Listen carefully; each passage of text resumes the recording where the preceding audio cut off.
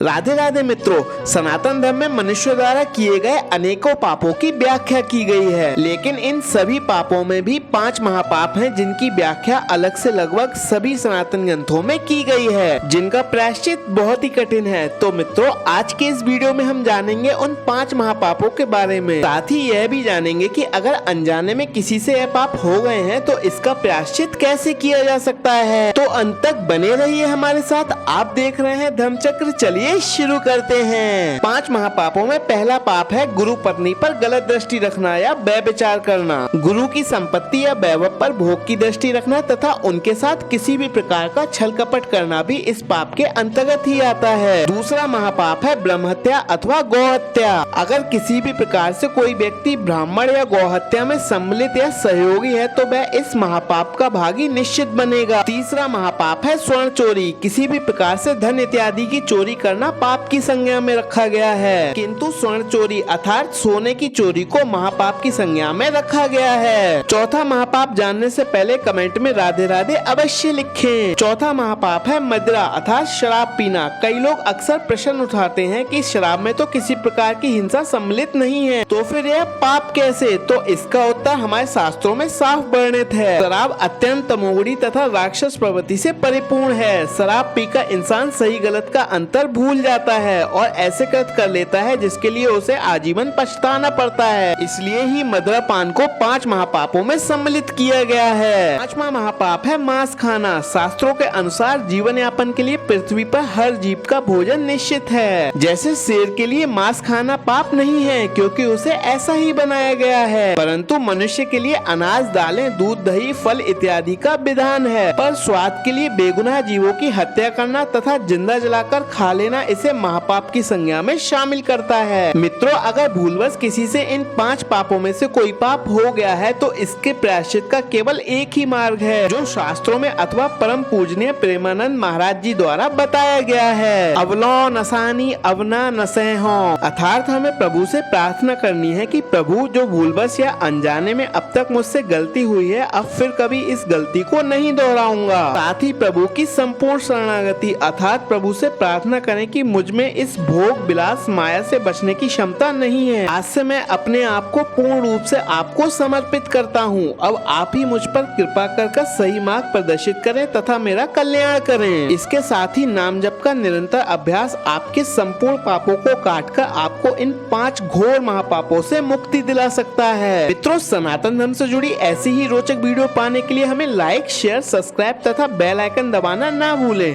Radhe Radhe.